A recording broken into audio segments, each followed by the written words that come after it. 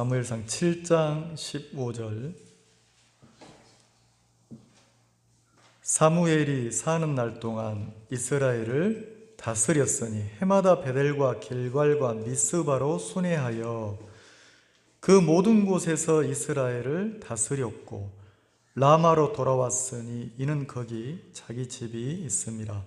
거기서도 이스라엘을 다스렸으며 또 거기 여호와를 위하여 단을 쌓았더라. 8장 1절. 사무엘의 늙음에 그 아들들로 이스라엘 사사를 삼으니 장자의 이름은 요엘이요 처자의 이름은 아비야라. 그들이 브엘세바에서 사사가 되니라. 그 아들들이 그 아비의 행위를 따르지 아니하고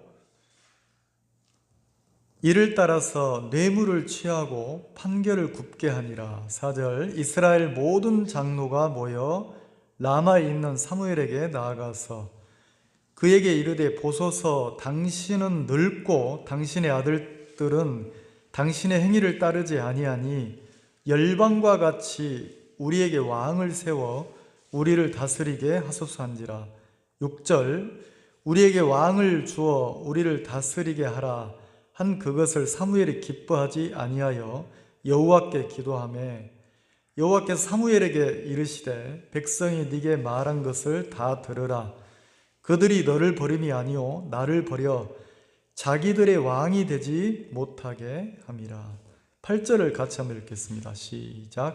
내가 그들을 애굽에서 인도하여 낼 때부터 오늘날까지 그들이 모든 행사로 나를 버리고 다른 신들을 섬김같이 네게도 그리하는도다. 그러므로 그들의 말을 듣되 너는 그들에게 엄히 경계하고 그들을 다스릴 왕의 제도를 알게 하라. 9절까지 읽었습니다.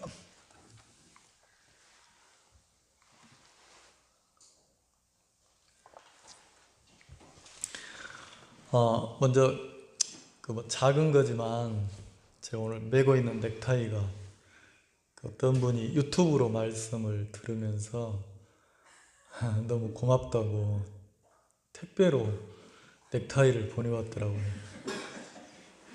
그래서 고맙다고 감사 인사를 드려야 될 것 같아요. 오늘 또 유튜브로 말씀을 들으실 건데 그 인사를 드려야 예의일 것 같고, 그래서 참 고맙다는 인사를 드립니다. 그 교회라는 곳이 있어요. 교회 그러면 우리는 사람들은 교회 그러면 내가 마음이 외롭거나 힘들거나 적적하면 내가 찾아가는 곳 이렇게 생각할지 몰라요.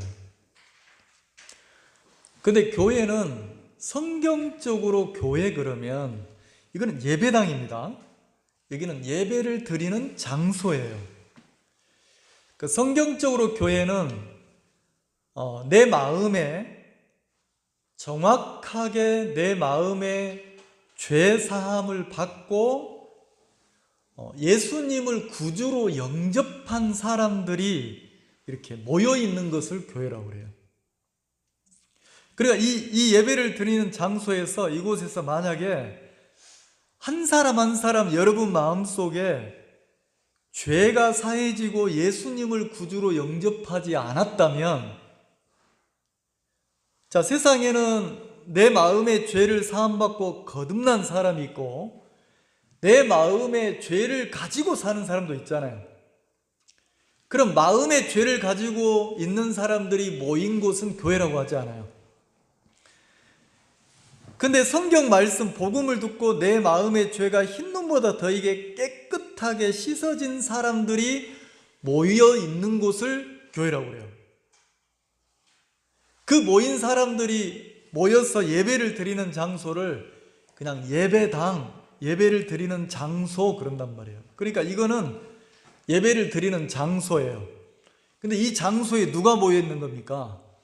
거듭난 성도들이 모여 있는 걸 보고 교회라고 하는 거예요. 이해가시죠? 그래서 자, 우리 교회 가자, 교회 가자. 이거는 이제 그 말이 우리가 맞지만 실은 교회는 정확하게 말씀을 통해서 내 마음의 죄가 흰눈보다 더이게 내가 죄인에서 의인으로 거듭난 사람들이 모여야만 교회인 거예요. 그게 아니면 그냥 모임 장소라는 거죠. 그러면 교회는 성경적으로 이 세상에 있지만 성경에서는 교회라는 것은 아주 특별하다고 해요. 교회는 어떻게 특별하냐면 이 교회라는 것은 거듭난 성도들의 모임인데 그 교회는 세상에 속하지가 않았대요. 그럼 교회는 어디에 속했냐면 이 땅에 있지만 이 땅에 속한 게 아니고 하나님께 속했다고 그래요. 이해가시죠? 어디에 속했다고요? 하나님께. 그래서 교회 그러면 중요한 것 중에 하나가 뭐냐면 교회 안에서는 사람이 세워지면 안 돼요. 사람이 높여지거나 사람이 세워지거나 사람이 신격화되거나 이러면 안 돼요. 세상 회사에서는 사장도 있고 회장도 있고 이사도 있고 있어요. 체계가 있단 말이에요. 근데 교회는 사람이 높여지거나 세워지면 안 되는 거예요. 왜요? 교회는 세상에 속한 것이 아니에요. 교회는 하나님께 속한 사람들의 모임이란 말이에요. 하늘에 속한 거예요. 그래서 교회 안에는 누가 왕이냐면 하나님만 세워져야 되고 하나님만 왕으로 딱 존재하시는 곳이 교회예요. 이 교회 안에 사람이 세워지기 시작하면, 자, 성경에는 사람은 어떻다고 그랬습니까? 성경에는 사람이 착하고 바르고 선하고 깨끗하고, 자, 사람이 이렇다고 했습니까? 만물보다 거짓되고 심히 악한 것이 사람이라고 했습니까? 성경에는요, 여러분이 성경을 배워보면 성경을 보는 눈이 뜨이면 성경을 통해서 세상이 보여요. 성경을 통해서 내 자신이 보인단 말이에요. 자, 그럼 성경에서는 사람을 뭐라 하겠냐면 사람은 섬길 대상이나 사람은 믿을 만한 대상이나 사람은 신이 될 수 없다는 거죠. 사람은 그냥 하나님에게 은혜와 긍휼을 입어야만 하는 대상인 거예요. 사람은 하나님의 사랑이 없으면, 하나님의 은혜나 긍휼이 끊기면 사람은 아무런 가치가 없다는 거예요. 사람은 거짓되고 추하고 악하다는 거예요. 그래서 이 교회 안에는 사람이 높여지거나 세워지면 안 된다는 거죠. 자, 높여진다 생각해 봅시다. 높여진다. 예를 들어서 이게 이해가 될지 모르겠는데, 자, 우리 가까이에 북한이라는 나라가 있잖아요. 자, 북한은 공산주의인데, 자, 북한에서는 누구를 신격화시켰습니까? 사람을 어떻게 했어요? 신격화시켰죠. 그래서 우리가 들으면 말이 안 돼요. 우리가 들으면 너무 유치하고 말도 안 되고, 우리가 들으면 진짜 기가 막힌 이야기인데 그쪽 동네 사람들은 어떻게 합니까? 한 사람을 높이고 세우고 신격화를 시켜놔서 뭐 김일성, 김정일, 김정은, 자, 이제는 뭐 그 세습을 해서 김정은이라는 사람이 그 나라의 왕이잖아요. 근데 이 왕을 어떻게 세워놨습니까? 신격화를 시켰잖아요. 제가 군대 가서 깜짝 놀랐어요. 전방에 철책 부대에 근무를 하는데 우리나라도 북한을 향해서 대북 방송을 하고 반대로 북한도 우리나라를 향해서 이렇게 방송을 한단 말이에요. 우리는 어떤 방송을 하냐면 연예 뉴스, 뭐 세계, 그 아이돌 무슨 이런 계속 드라마, 일상생활, 그 다음에 노래를 틀어주는 거예요. 대남방송이라고 해요. 북한에서 우리한테 하는 방송을 대남방송이라고 하는데, 대남방송을 들으면 여러분 안 믿겨지실 거예요. 어떻게 방송을 하냐면 위대한 어버이 수령께서 가랑님을 타고 뭐 모래알로 쌀을 만드셔서 인민을 먹이시고 솔방울로 수류탄을 만들어서 미제놈들을 때려잡으시고. 솔방울로 수류탄 만들 수 있어요? 모래알로 쌀을 만들 수 있습니까? 안 되잖아요. 말이 안 되잖아요. 근데 우리는 기가 막혀서 배꼽을 잡고 웃는데 북한에서는 어떻게 합니까? 그거를 어린 애기 때부터 세뇌 교육을 시키니까 그 사람이 인민을 먹여 살렸다고 하는 거예요. 인민의 영웅이라고 하는 거예요. 말도 안 되는 소리인데 그 세계에서는 그 말이 맞는 것처럼 사실인 것처럼 이렇게 한단 말이에요. 그러니까 그 북한에서 탈북해서 우리나라로 오신 분들 이야기를 들으면 광복절 그러면, 자, 우리나라가 일제 36년 동안 식민지 생활하다가 광복이 됐잖아요. 자, 1945년에 광복이 됐는데 어떻게 광복이 됐습니까? 우리 힘으로, 우리 자립으로 광복이 됐어요? 아니잖아요. 미국이 일본에 원자탄을 투하해서 어떻게 했습니까? 일본이 손을 들고 항복하는 순간 자동적으로 우리가 해방이 됐잖아요. 근데 북한에서는 어떻게 배우냐면 미국에 의해서 해방이 된 게 아니고 그 김일성에 의해서 해방이 됐다고 배운다는 거예요.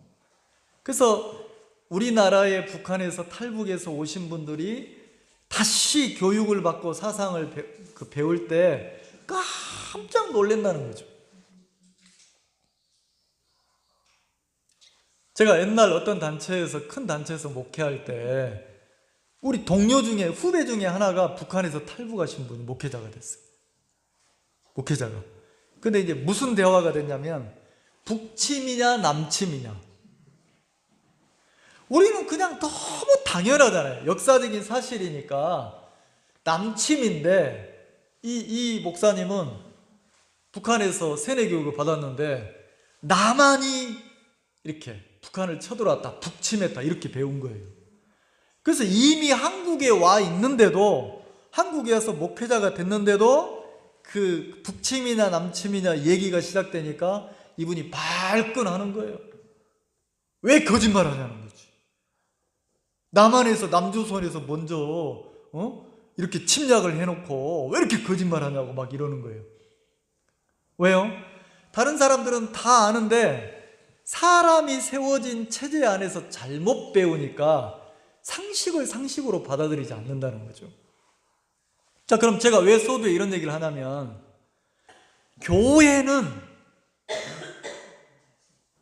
여러분, 교회는 사람이 세워지면 돼요, 안 돼요?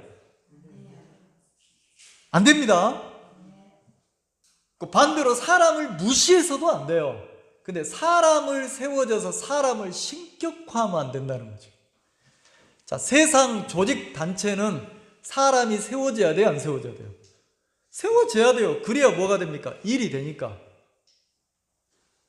교회가 커지고 성도들이 많아지고, 왜 이제 교세가 커지면 커질수록 뭐합니까? 사람을 세우고 사람을 높이고 사람을 신격화시켜요. 그러면 신격화시키면 문제는 자기는 안 그런다고 하는데 시간이 지나면 지날수록 사람들이 나를 신격화를 해주니까 사람이 어떤 역할을 해야 됩니까? 신역할을 해야 되는 거예요. 하나님은 전지전능하셔서 하나님은 말씀하신 것을 당신이 이루시는데 사람은 그걸 이룰 수 있습니까? 없습니까? 없잖아요. 신격화되면 어떻게 해야 됩니까? 내가 그걸 말한 것을 이루는 쪽으로 일을 해야 되니까 자꾸 인간의 수단과 방법을 계속 쓴다는 거죠.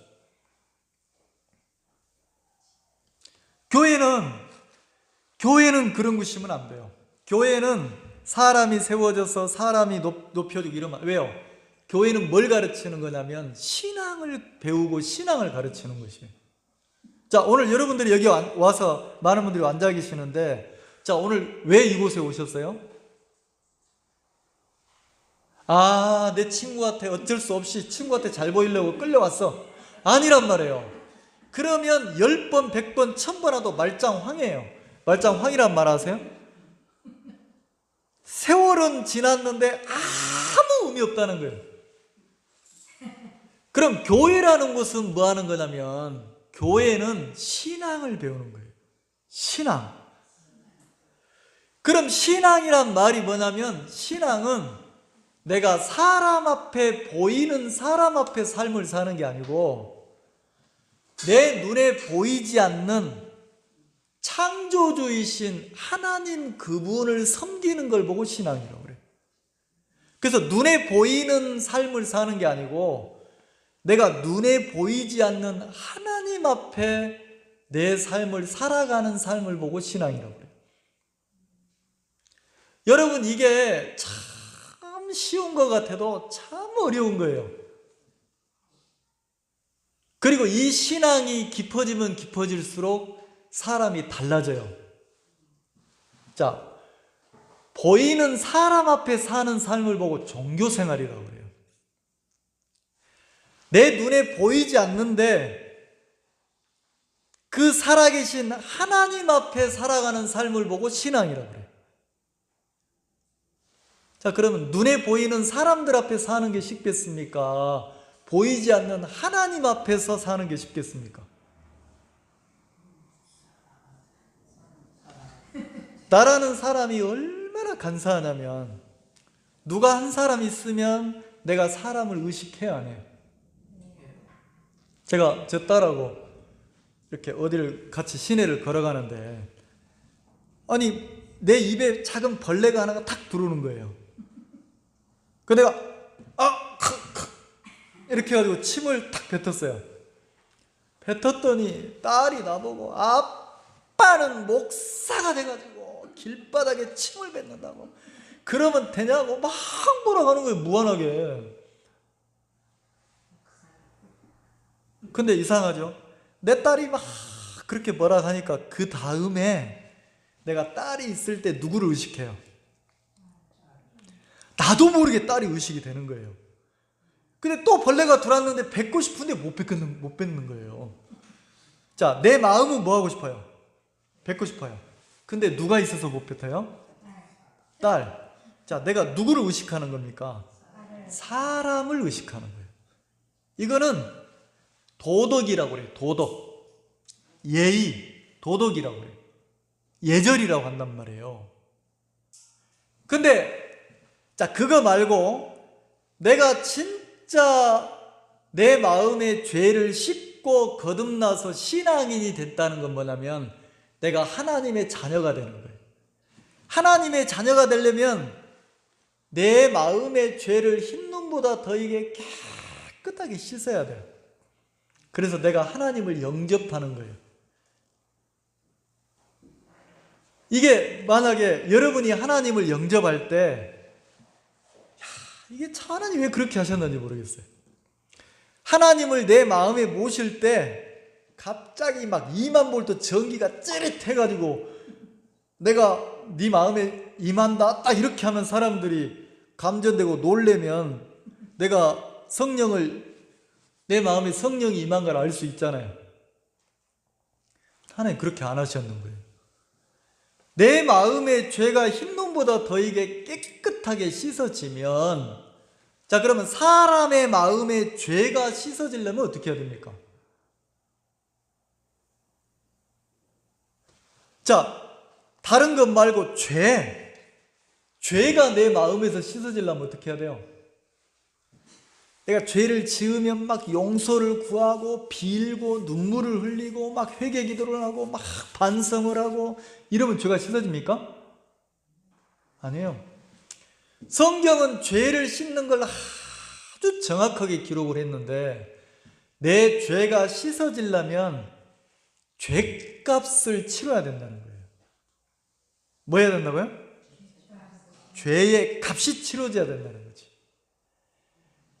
자, 내가 신호 위반을 해서 벌금 3만 원 하고 딱지가 날라오면 내가 그 벌금 3만 원이라고 하는 딱지가 날라오면 내가 막 잘못했다고 반성하면 그 신호 위반한 죄가 없어집니까? 아니에요. 어떻게 해야 됩니까? 죄값을 치러야 돼. 3만 원이라는 벌금값이 나왔으면 내가 은행에 가서 3만 원을 딱 입금시키면 신호 위반한 죄가 없어져요, 안 없어져요? 그렇게 죄가 없어지는 거예요. 그래서 성경에서는 어떻게 했냐면 우리 마음의 죄를 씻으려면, 우리 죄가 씻어지려면, 자, 마태복음 1장을 한번 봅시다.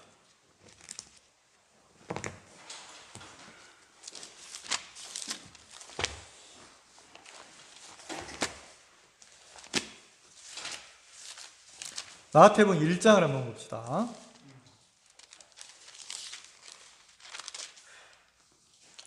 (1장) 21절.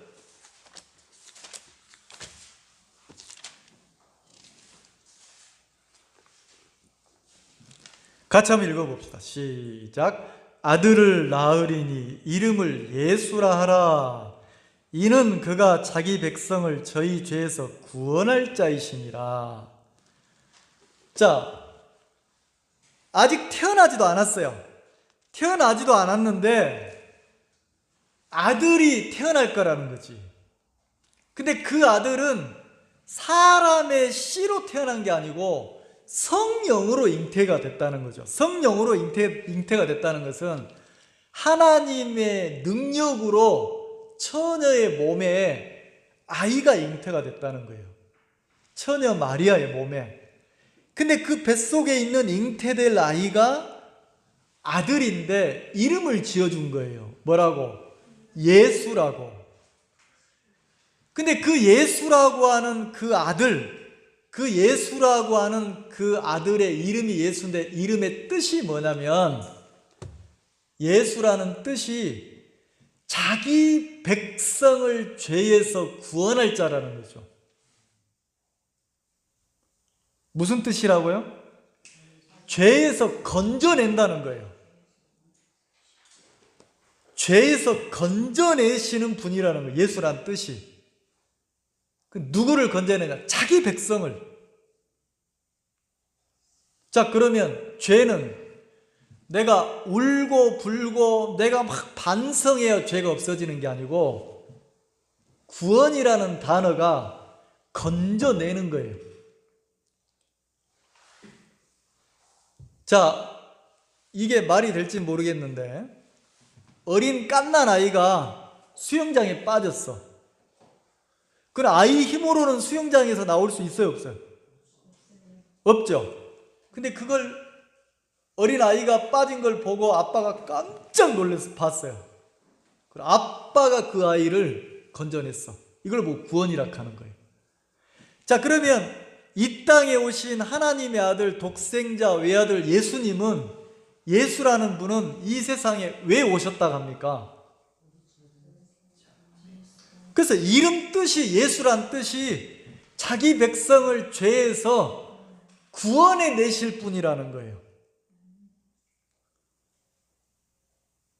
그러면 우리는, 인간은 다 죄를 짓고 마음에 죄가 있는데 우리 마음, 우리를 죄에서 구원해 내실 분이 누구냐면 예수님이라는 거죠. 이해가시죠? 예수님. 그래서 자, 그 예수님은 우리의 죄를 씻기 위해서, 우리는 몰라요. 우리는 예수님한테 관심도 없는데 그 예수님은 이 세상에 오셔서 어떻게 했습니까? 우리 인간의 죄를 씻기 위해서 십자가에서 우리 모든 인간의 죄를 짊어지고 죄값을 치른 거예요. 자, 교회 예배당 그러면 다 요즘 어떤지 옛날에는 다 십자가, 빨간 십자가 종탑이 있었죠. 우리 어렸을 때는 교회가 시간을 알려줘서 집에 시계가 없었어요. 그래 땡땡 울리면 그 시간을 알려주거든요. 근데 교회 그러면 다 십자가가 있어요. 그럼 그 십자가가 뭘 의미합니까? 그 십자가는 다른 걸 의미하는 게 아니에요. 가장 추하고 더럽고 가장 큰 죄인을 거기에 못 박는 장소예요.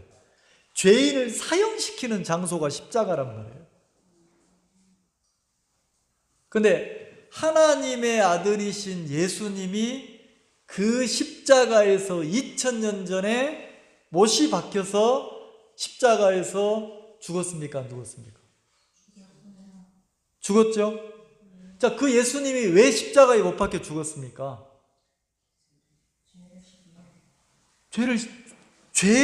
죄값을 치르려고. 그러면 그 예수님은 자기가 지은 자기 죄값을 치른 겁니까?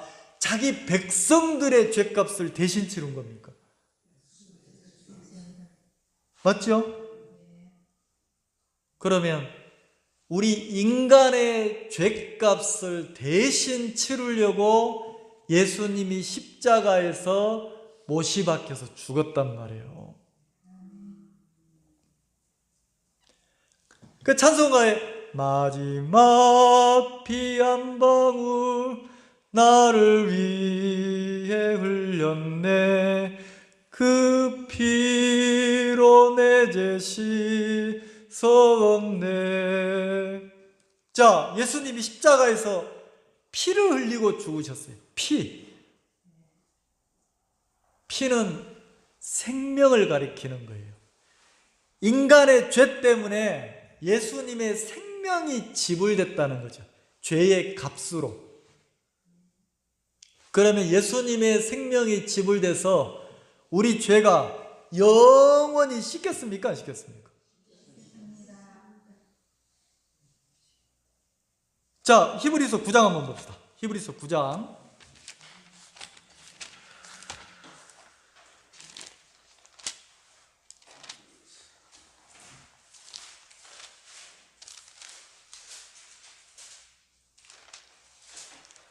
(9장) 12절.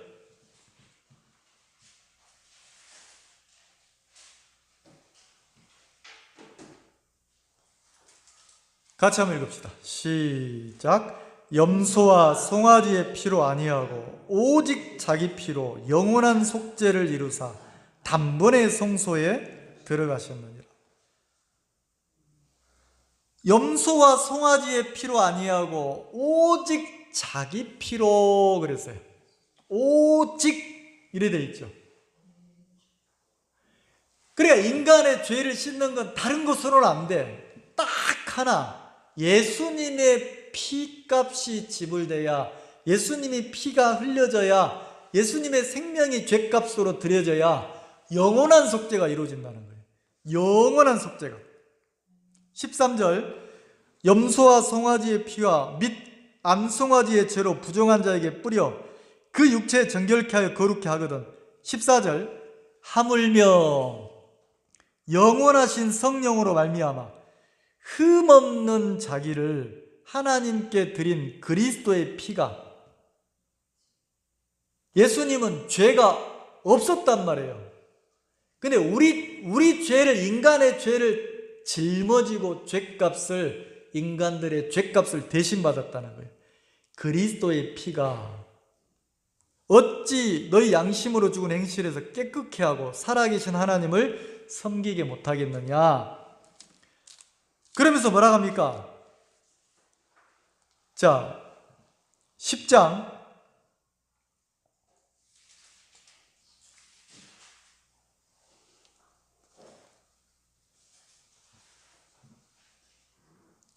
11절.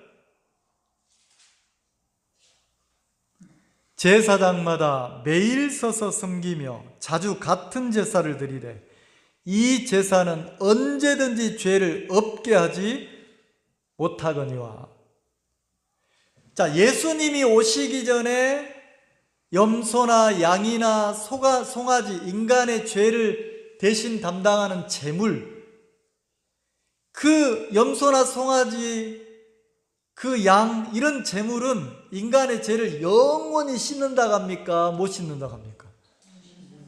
못 씻죠. 12절 같이 읽읍시다. 시작. 오직 그리스도는 죄를 위하여 한 영원한 제사를 드리시고 하나님 우편에 앉으사. 자, 오직 그리스도는 죄를 위하여, 누구 죄를 위하여? 예, 인간들의 죄, 우리 죄, 누구 죄? 내 죄. 내 죄를 위해서 영원한 제사를 드렸대요. 죄를 위한 제사, 어떤 제사입니까? 예수님이 십자가에 피 흘려 죽으셔서 우리 죄를 영원히 죄값을 치렀다 합니까? 안 치렀다 합니까? 14절, 저가 한 제물로 거룩하게 된 자들을 영원히 온전케 하셨느니라. 예수님이 십자가에서 피 흘려 죽으셔서 어떻게 해요? 죄인이, 자, 내 죄 때문에 예수님이 죽으셨는데, 예수님이 내 죄 때문에 대신 죽으시니까 내가 죄인에서 어떻게 됐다고 합니까? 거룩하게 됐대요. 거룩하게. 자, 거룩하다는 말은 뭐예요? 죄가 있다는 말입니까? 없다는 말입니까? 자, 그러면 내가 죄가 있었는데 내 죄값을 누가 치른 겁니까? 예수님이. 예수님이 내 죄값을 치러서 나를 죄인에서 거룩한 사람으로, 의인으로 만들었다는 거죠. 영원히 온전케 했다는 거예요.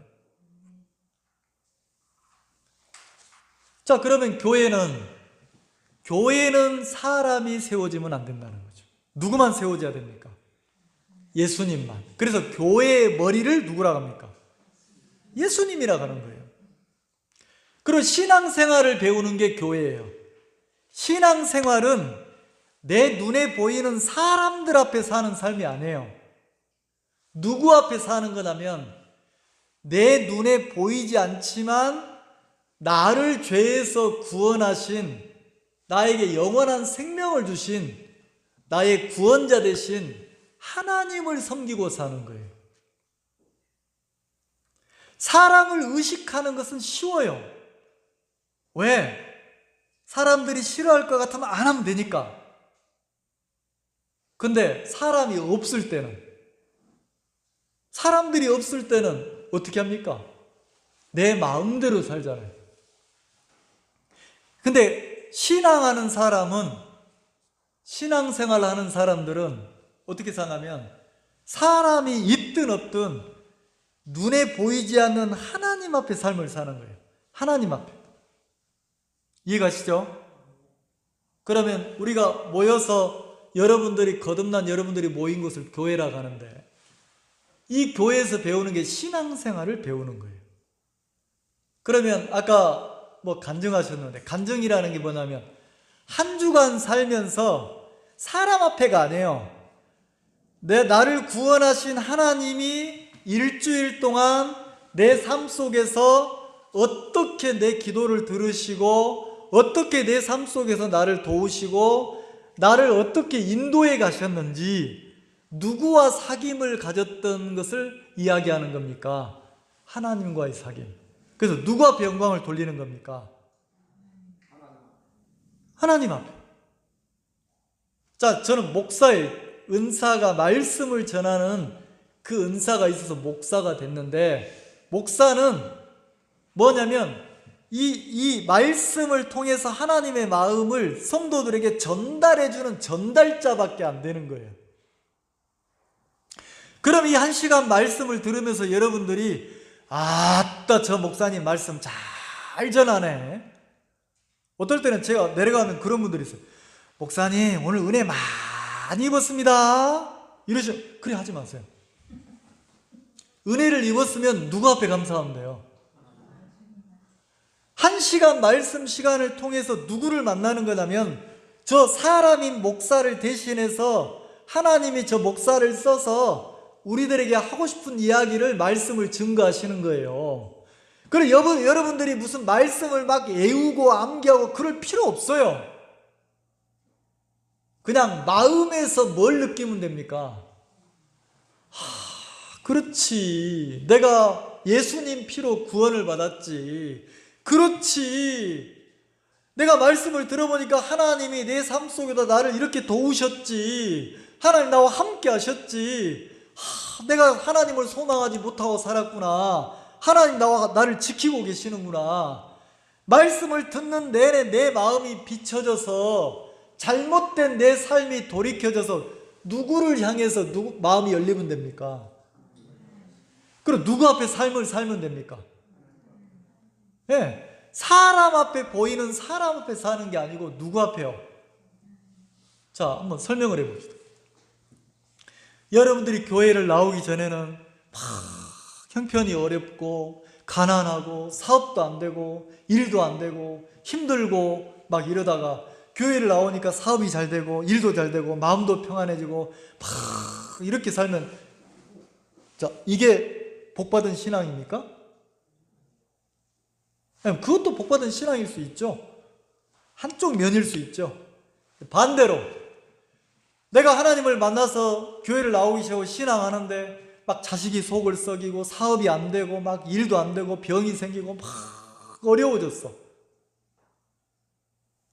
근데 자기가 지금까지 하나님을 의식하지 않고 하나님 없이 인생을 살다가 그 어려움을 통해서 마음이, 사람 의지할 게 없구나, 사람 믿을 게 없구나, 세상에는 소망이 없구나, 그러면서 나를 구원하신 하나님 앞에 마음이 돌이켜지고 그 어려움을 통해서 누구와 가까워지냐면 하나님과 가까워지고 사람 앞에서 살던 삶을 끝내고 이제는 남은 삶을 하나님 앞에 사는 삶으로 바뀌었어요.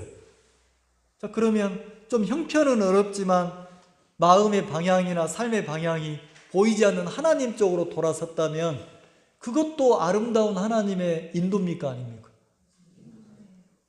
여러분, 교회는 세상과 달라요. 세상은 일이 잘 되고 사업이 잘 되고 막 돈이 벌리고 이걸 복받았다고 그래요. 근데 교회의 신앙은 그렇지 않아요. 신앙은 내가 보이지 않는 하나님과 동행하면서 하나님에게 이끌림을 받는 삶을 배우는 것이 교회예요. 신앙을 배우는 거라는 거죠. 그래서 어떤 성도분들은 만나서 이야기를 나눠보면 그 암이 찾아와서 막 그 항암제를 맞고 고통하고 괴로워하고 막 차라리 내가 죽었으면 좋겠다 막 이러는데 그 마음 밑바닥 속에 들어가 보니까 세상이 끝나가는 거예요. 인생 아무것도 아니구나. 세상 아무것도 아니구나. 내 속으로 난 자식도 내 남편도 나에게 소망이 될 수 없구나. 내가 죽음 앞에 서보니까 나를 구원하신 하나님 외에는 아무것도 소망 둘 게 없구나. 그 암이라는 질병을 통해서 어느 누구에게도 없는 마음이 하나님과 굉장히 가까워진 그런 삶을 사는 성도의 감정도 있단 말이에요. 그럼 우리가 다 암 걸리자 그 말이 아니고, 자, 요지가 내가 암에 걸리기 전에 내 마음이 하나님과 멀었는데 암을 통해서 그 성도의 마음이 세상과 가까웠던 마음이 세상을 향해서 등을 치고 하늘을 향해서 마음을 두고 하나님과 가까워진 감정이 있다는 거죠. 자, 마음이 누구와 가까워졌습니까? 하나님과. 이게 신앙이라는 거죠. 그럼 그 신앙을 배워가는 게 교회라는 거죠. 이해가시죠? 자, 그럼 오늘 본문 한번 봅시다. 본문 이렇게 해놓고 본문 한번 봅시다. 자, 7장 15절에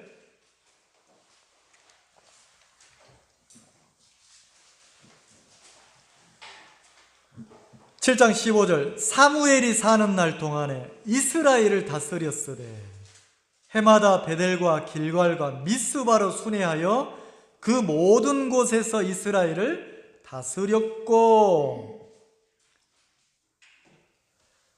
자, 15절, 16절, 17절에 보면 사무엘이 이스라엘을 다스렸고 라는 단어가 있어요.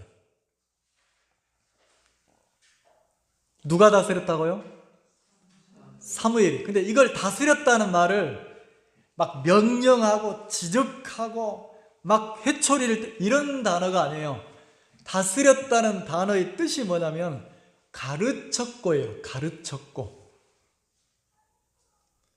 자, 사무엘이라는 선지자가 이스라엘 백성들에게 가르쳤다는 거죠. 뭘 가르쳤습니까? 신앙을. 자, 사무엘이 왜 신앙을 가르칠 수 있었어요? 사무엘이 어릴 때 자기 의지와 상관없이 어머니가 자기를 어떻게 했습니까? 하나님 앞에 나시린으로 드렸단 말이에요. 그리고 사무엘이 성전에서 봉사할 때 어릴 때 하나님의 음성을 들었어요, 안 들었어요? 들었어요.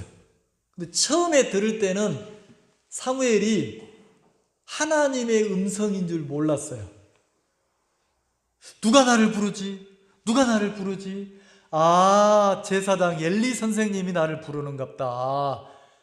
선생님, 저를 부르셨습니까? 아니다. 가서 자라. 난 넌 안 불렀다. 또 자는데 또 사무엘아, 사무엘아 부르시는 거예요. 또 갔는데 아니라는 거죠.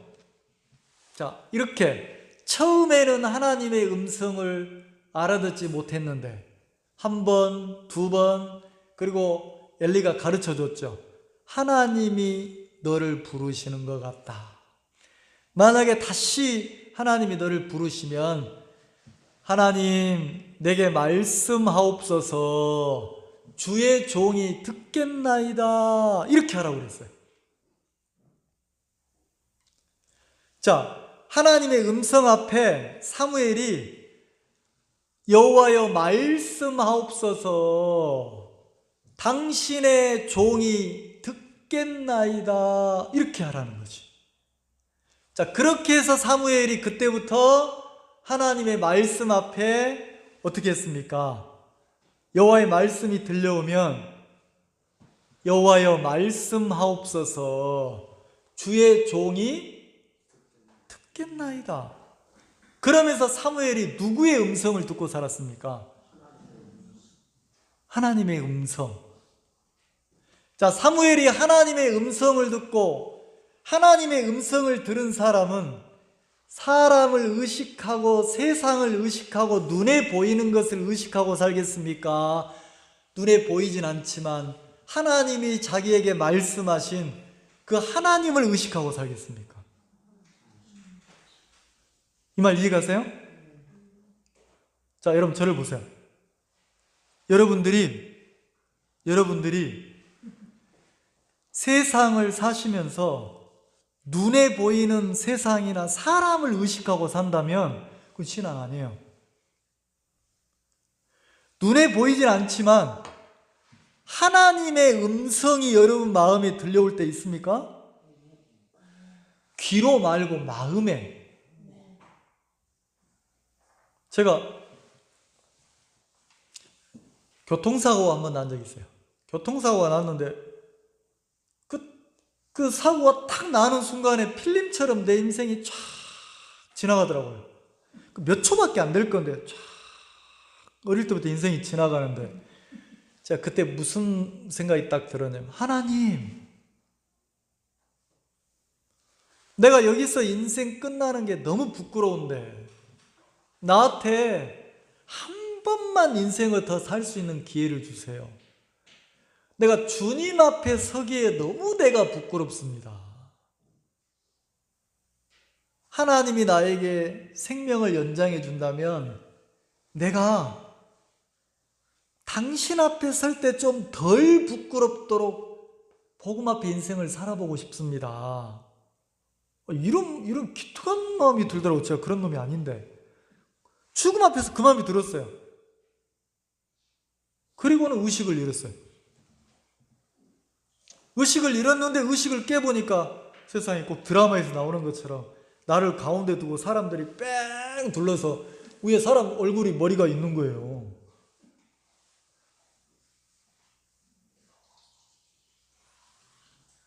근데 이상하죠?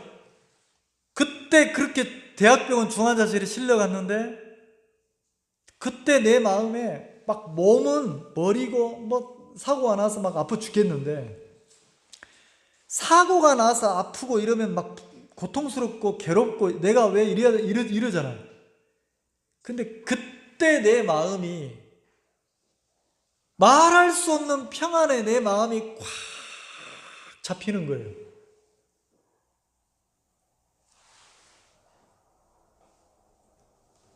하나님이 나와 함께 하시는구나. 하나님이 나를 지키고 계시는구나. 하나님이 생명싸개로 나를 싸고 계시는구나. 하나님이 다시 한번 나에게 생명을 주셨구나. 이 마음이 드는데 이 표현이 이해가 갈지 모르겠어요. 몸은 아파 죽겠는데 마음이 그 하나님에게서 온 평안이 내 마음을 딱 붙잡는데 너무 평안한 거예요.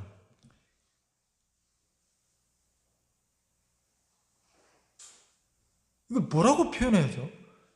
너무 평안한 거예요. 눈에 하나님 보입니까? 하나님의 음성이 귀로 들립니까? 안 들리거든요. 근데 하나님의 마음이 내 마음을 탁 붙잡아서 내가 너를 지켰어. 내가 너를 살렸어. 내가 너와 함께해. 내가 너에게 생명을 주었어. 나를 구원하신 하나님이 내 마음에 탁 크게 느껴지는데 너무 평안한 거예요. 너무너무 평안하더라고요. 이상하죠? 내 삶의 방향이 바뀌는 거예요. 생각의 방향도 마음도 방향도 바뀌는 거예요. 그때부터 어떤 삶이 시작되냐면 내가 보너스로 주어진 삶이다. 내가 오늘을 사는데 오늘이 나에게 마지막 주어진 시간일지 모른다. 요 1년이 나에게 마지막 시간일지 모른다. 왜? 하나님이 그때 나를 데려갔어야 되는데 하나님 나에게 조금만 내 생명을 연장해 주세요 이러니까 하나님이 보너스로 나를 살려줬잖아요. 근데 달라지대요.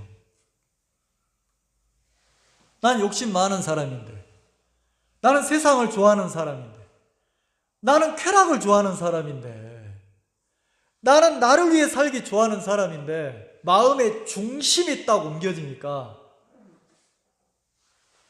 내가 이 일을 할 때 나에게 이익이 되냐 안 되냐 그게 계산이 안 되는 거예요.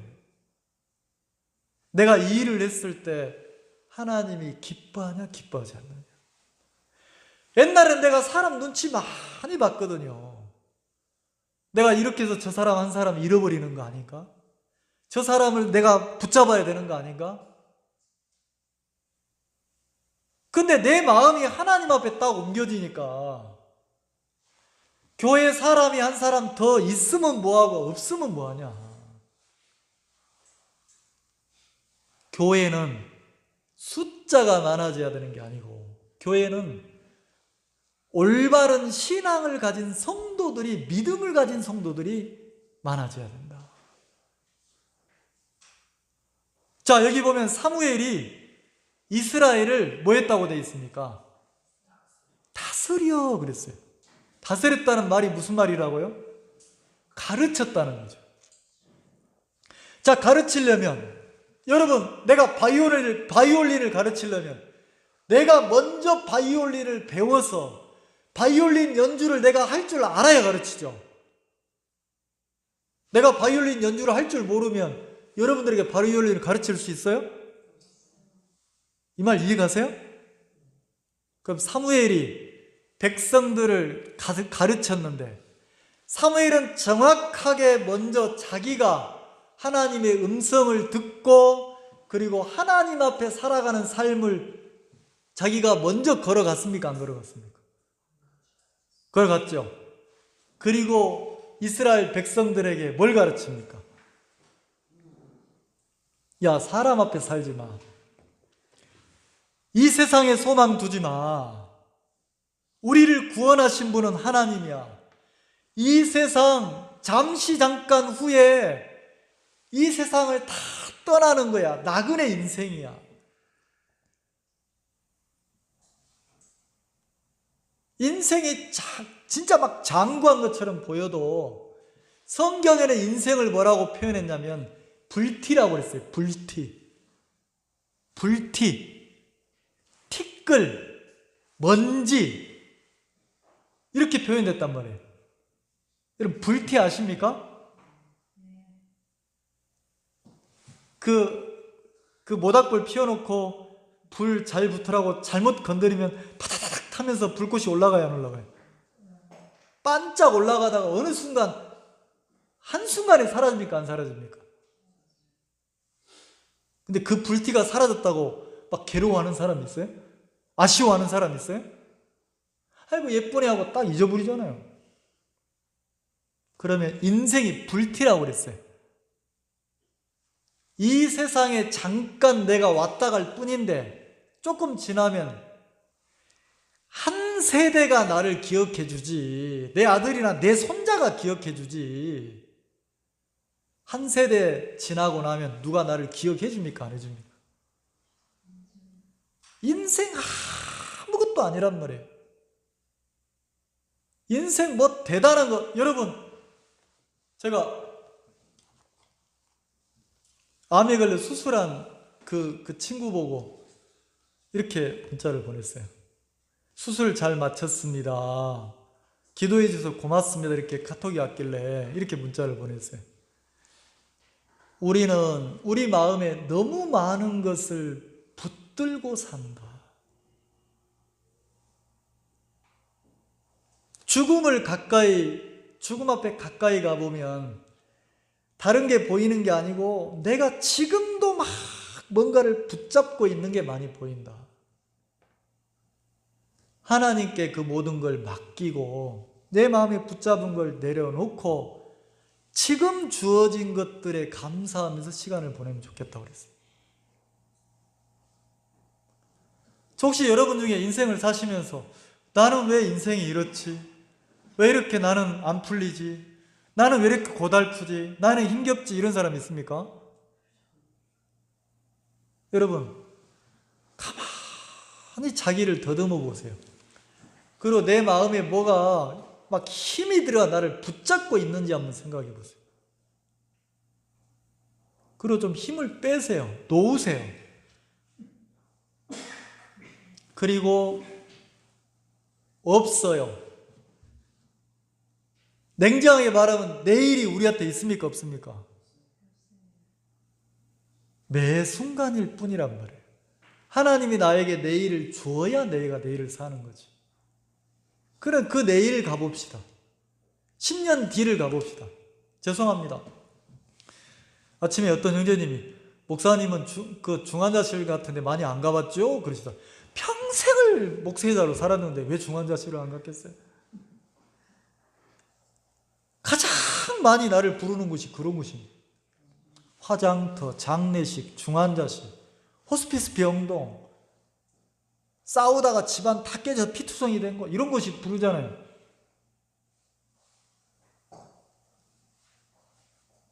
여러분 진짜 인생 말로라 하죠. 말로. 우리는 지금 마지막에 안 다다랐으니까 이렇지. 조금만 더 가서 마지막 부분에 가보면 다른 인생 아무도 없어요. 다 똑같아요. 내가 저렇게 되면 어떻게 하나? 다 그 길로 가는데 뭐. 이상하죠? 내 입인데 내 입으로 음식을 못 삼켜. 대소변도 내가 못 가려.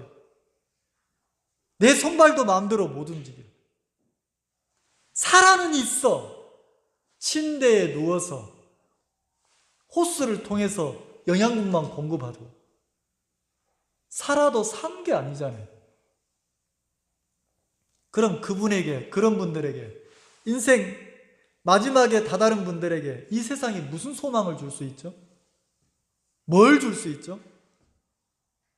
기적 같은 일이 일어나서 살아난다 합시다. 건강해진다 합시다. 그럼 80, 90 먹은 분들이 건강해지면 앞으로 몇 년 살아요? 내나 한두 바퀴 더 돌고 또 거기로 갑니까, 안 갑니까? 야, 진짜 마지막 부분에 가보면, 인생의 마지막 말로에 가보면 나를 구원하신 하나님이 너무 감사하고 내가 죽음 너머의 세계, 영원한 천국으로 갈 수 있는 사람이 됐다는 게, 내가 하나님을 숨기고 산다는 게 너무 감사한 거예요. 그거 말고는 아무런 소망이 없는 거예요. 자, 사무엘이 이스라엘을 다스렸어요. 가르쳤어요. 뭘 가르쳤겠습니까? 자, 이스라엘 백성들이 자기를 구원하신 하나님 앞에 인생을 살도록 가르치지 않았겠어요? 우리식으로 말하면 신앙을 가르쳤겠죠. 그죠? 자, 15절 같이 한번 읽어봅시다. 시작. 사무엘이 사는 날 동안에 이스라엘을 다스렸을 때 해마다 베델과 길갈과 미스바로 순회하여 그 모든 곳에서 이스라엘을 뭐 했다고요? 순회하면서 가르쳤어요. 그리고 8장 1절을 봅시다. 8장 1절을 같이 한번 읽어봅시다. 시작. 사무엘이 늙음에 그 아들들로 이스라엘 사사를 삼으니. 자, 사무엘이 늙음에 그랬죠. 자, 7장에서 8장으로 넘어가니까 뭐가 흘렀습니까? 세월이 흘렀어요. 세월이 많이 흘렀어요. 사무엘이 지금 뭐 했습니까? 늙었어요. 그럼 반대로 말하면 수십 년 동안 사무엘은 이스라엘 백성들에게 뭘 가르쳤어요? 하나님 앞에 살아가는 삶, 신앙을 가르쳤어요. 그러면 이스라엘 백성들이 신앙이 자라서 이제는 누구처럼? 사무엘처럼 누가 뭐라고 하지 않아도 사람 앞에 아니라 하나님 앞에 살아가는 사람들이 나와야 돼, 안 나와야 돼?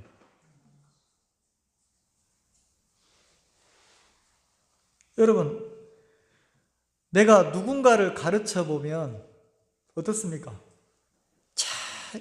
그러니까 이런 표현이 어쩔지 모르겠지만 제가 사람들을 만나서 상담을 하고 그분들하고 이야기를 나누면 내가 참 고맙고 감사할 때가 있어요.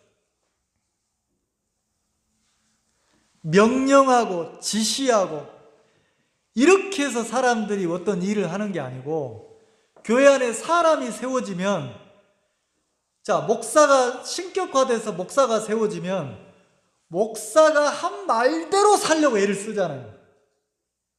이 말 이해가세요?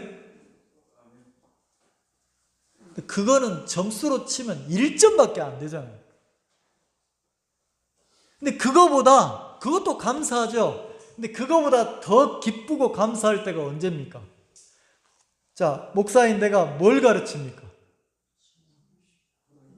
신앙이 뭡니까? 눈에 보이는 사람 앞에 사는 겁니까? 세상에 소망을 두고 세상에 사는 겁니까? 눈에 보이지 않는 하나님 앞에 하늘에 소망을 두고 사는 겁니까? 그러면 누군가를 만나서 이야기를 나눌 때 그분 입에서 여러분 다 보입니다. 여러분 장사 오래 하면, 옷장사 오래 하면, 몇십 년 하면 어떤 분이 그 장사하는 밥 먹기 어려우니까 그 손님 오는데 그 한쪽에 가서 밥을 먹잖아요. 손님이 안 오는데 계속 밥만 먹는 거예요. 야, 손님 왔다. 친구가 이러니까 놔둬라. 구경하고 갈 사람이다. 근데 밥 먹다가 얼른 일어나서 나가더라는 거죠. 그 왜 나가냐? 살 사람이다. 장사 몇십 년 하다 보면 구경만 하고 갈 사람인지 살 사람인지 구분이 가야 안 가요? 흔히 아는 거예요. 흔히. 그러면 목회를 몇십 년 하면 저 사람 말만 좋은 사람이다. 저 사람 사람 의식하는 사람이다. 저 사람은 앞에서만 이러지 뒤에서는 자기 마음으로 사는 사람이다.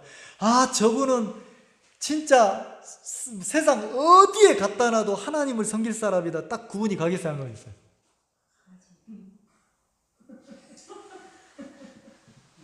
훤히 보이는 거예요. 근데 보이는 대로 말할 수 있어요, 없어요? 아는 대로 말하고 살 수 있습니까, 없습니까? 없어요. 어떻게 보이는 대로 말하고 아는 대로 말합니까?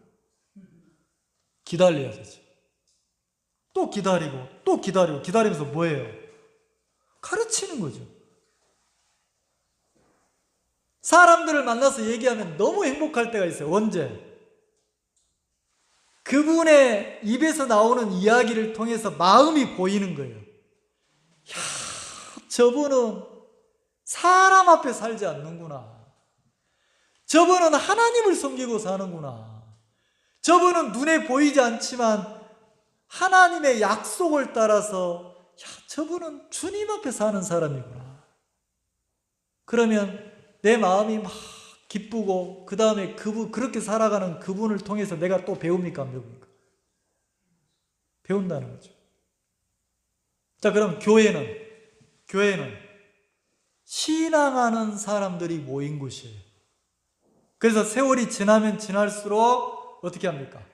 사람을 의식하고 사람에게 인정받고 세상에 초점을 두다가 세월이 지나면 지날수록 마음의 방향이 어디 쪽으로? 눈에 보이지 않는 하나님 쪽으로. 그리고 소망을 세상에서 어디로? 하늘의 세계로.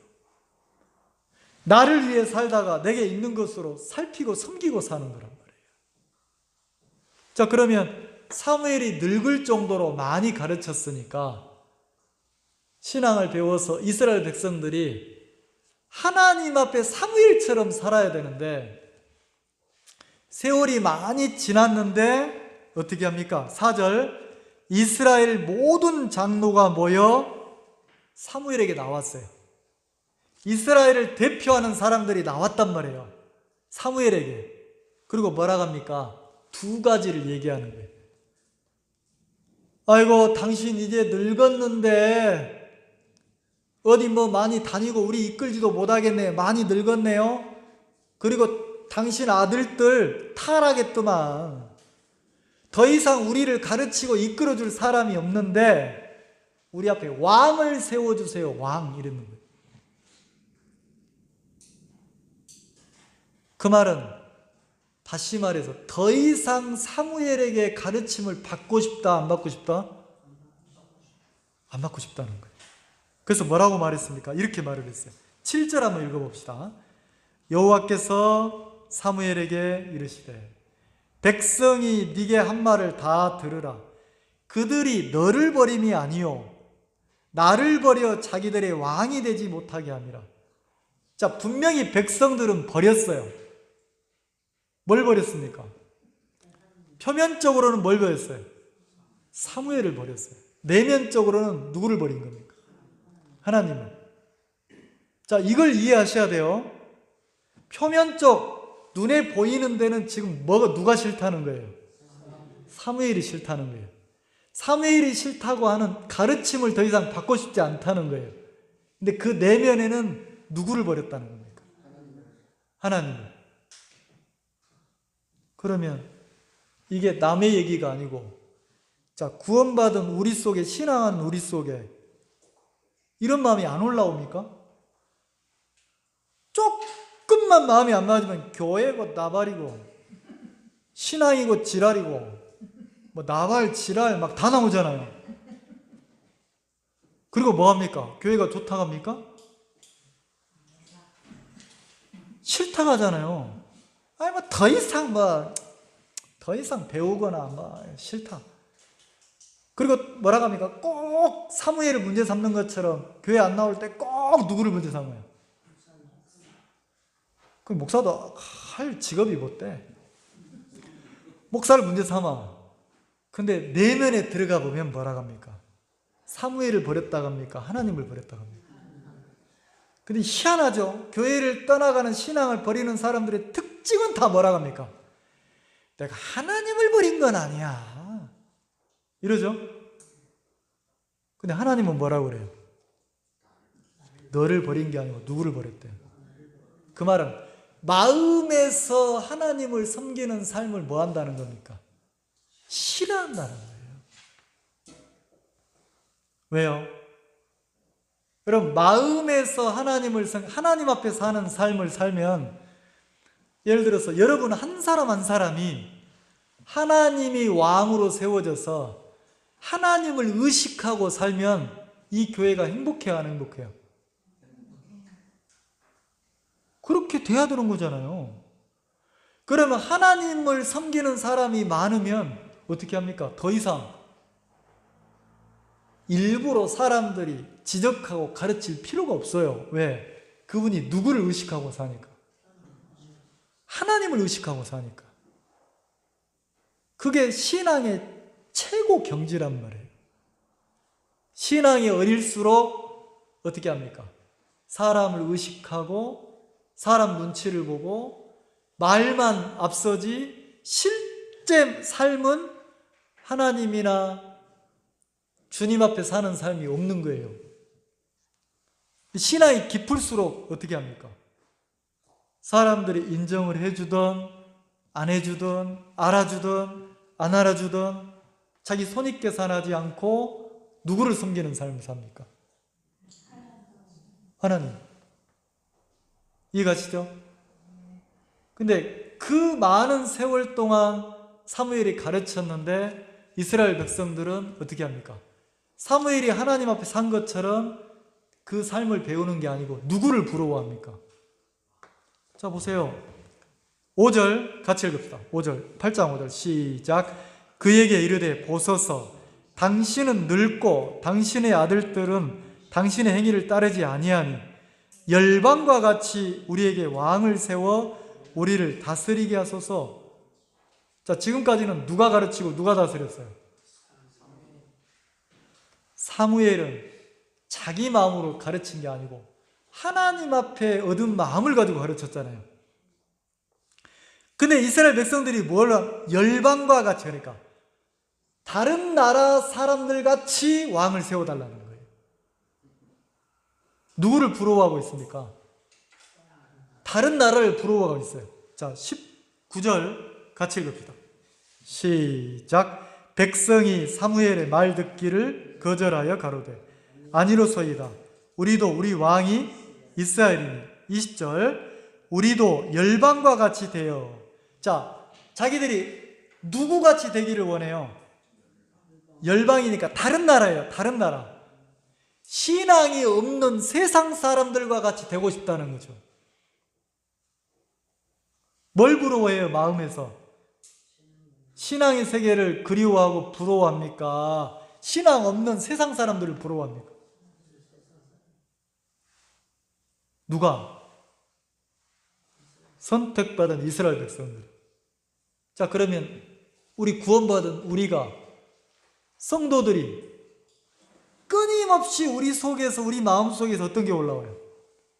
에이씨, 조금만 기분 나쁘면 에이씨, 비타민 C가 자꾸 나오는 거라. 에이씨, 신앙이고 교회고 하나님이고 나발이고.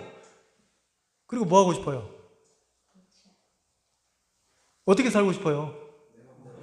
신앙 안 하는 사람도 세상 잘 살더만 뭐. 아까 기도할 때, 대표 기도할 때 어떤 형님 그러잖아요. 이 좋은 날, 가을날 여행 가야 되는데, 그런 사람도 있는데 그러잖아요. 그 사람들은 그게 세상 전부잖아요. 즐기고 먹고 누리고. 어디서? 이 세상에서. 그런데 하나님을 섬긴다는 우리 마음속에도 이스라엘 백성들처럼 계속해서 뭘 부러워합니까? 사무엘을 그리워하고 사무엘의 길을 배우고 그 길을 가려고 하는 게 아니고 열방을, 신앙 없는 사람들을 부러워하고 그들을 그리워하고 그 사람들처럼 살고 싶은 마음이 막 있어요, 없어요? 거기에 끌리더라는 거죠. 이스라엘 백성들이. 이스라엘 백성들이. 그러면 그걸 보고 하나님은 뭐라고 합니까? 백성이 누구를 버렸다고 그래요? 사무엘을 버렸다. 내면은 너를 버린 게 아니라 누구를 버렸다. 그럼 백성들은 하나님을 버렸고 하나님 편에서는 백성들한테 뭐 했어요? 버림을 당했고. 버림당해 본 적 있어요? 사무엘을 생각해 봅시다. 어릴 때부터 늙을 때까지 뭐 했어요? 지금 백성들을 가르쳤어요, 안 가르쳤어요? 가르쳤는데 그 백성들이 가르침을 안 따르고 누구를 버려? 자기를 버렸어. 버림을 당했어. 누구한테? 자기가 가르친 사람들한테 버림을 당했어. 그럼 사무엘의 마음이 어떻게 했어요? 찢어져요, 안 찢어져요? 아파요, 안 아파요? 아프죠? 반대로 하나님은, 창조주이신 하나님은 우리를 만드시고 세상을 지으시고 우리를 죄에서 구원하시고, 근데 그 사람들이 어떻게 합니까? 하나님을 뭐 했다고요? 그러면 당신이 만든 피조물에게 버림을 당한 하나님 마음은 어떻게 되는 거예요? 그래, 우리는 하나님 잘 섬겼다는, 내가 잘 살았다는 생각을 좀 버리세요. 우리는 뭐 교회를 잘 섬기거나 복음을 잘 섬기, 하나님 잘 섬긴 사람이 아니라 우리는 계속해서 누구를 버려요? 진짜 나라는 인간은 끊임없이 하나님을 버리고 사는 거예요. 나라는 인간은 끊임없이 나를 신앙으로 이끄는 사무엘을, 인도자를, 교회를 버리고 짓밟고 무시하고 그렇게 산 사람이 나라는 거죠. 나를 구원하신 하나님을 틈만 나면 뭐 하고 싶어요? 버리고 사는 거예요. 그리고 어디로 가고 싶어요? 세상으로, 내 마음대로. 이렇게 살고 싶은 게 누구예요? 나라는 거죠. 근데 참 감사한 것은, 나는 하나님이 나를 버려본 적이 있어요? 어떤 사람들이 교회가 나를 버렸다는데, 교회는 우리를 버려본 적이 없어요. 하나님이 교회가 나를 버려본 적이 없어요. 냉정하게 들어가 보면 내가 교회를 버리고 떠나는 거예요. 내가 하나님을 버리는 거예요. 그럼 버린 사람이 상처가 큽니까? 버림을 당한 사람이 상처가 큽니까? 근데 사단에게 딱 잡히면 누구만 생각해요? 자기만 생각해요. 내가 이 사무엘상 8장을 보면서 하나님의 마음이 좀 느껴지는 거예요. 내가 하나님을 참 버리고 산 사람이고, 내가 이 교회를 버리고 살아온 사람이구나. 근데 참 감사한 것은, 버림당하신 하나님은 참 아플 텐데, 그 하나님은 당신을 버린 나를 향해서 등을 돌린 적이 없는 거예요. 하나님은 한 번도 나를 버리지 않는 거예요. 그러니까 하나님이죠. 근데 여기 보면 막 안타까워요, 하나님이. 뭘 안타까워합니까? 우리도 왕이 필요합니다. 왕을 세워주세요. 다른 나라처럼. 그래, 이스라엘 백성들 마음은 이미 어디를 향해 있습니까? 하나님을 향해 있습니까? 열방, 세상을 향해 있습니까?